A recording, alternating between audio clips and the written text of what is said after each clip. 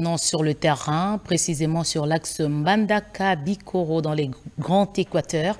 Sur cet axe, plusieurs travaux de pose des dallos sont en train d'être effectués, mais aussi une vingtaine de ponts en réhabilitation. Le ministre des Infrastructures, Alexis Guissaro, est arrivé sur place. Reportage de Willy Atunakov.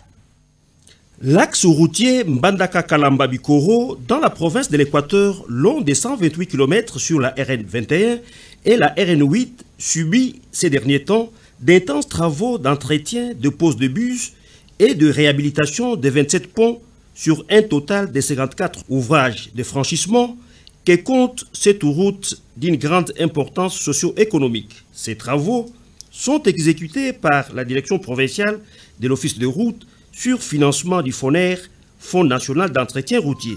Le ministre d'État en charge des infrastructures et travaux publics, Alexis Guissaro, accompagné des dirigeants de 4 établissements sous sa tutelle, l'Office de voirie et drainage, les FONER et les bureaux techniques de contrôle, ainsi que du gouverneur Bobo Boloko. Sous les explications techniques du DGA de l'Office de route, ingénieur civil, Floribert Moutouti, s'est rendu personnellement compte de la bonne évolution des travaux en dépit de quelques difficultés d'ordre organisationnel, financier et matériel. Il y a un certain nombre non seulement d'ouvrages à réaliser, mais la route elle-même à réhabiliter, la route nationale numéro 21.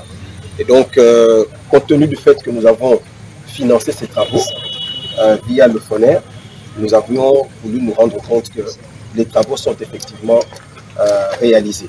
Pour que ces deux structures puissent réaliser dans les meilleures conditions les différents travaux dont ils ont la charge, il faut qu'il y ait un renouvellement de l'équipement et des engins.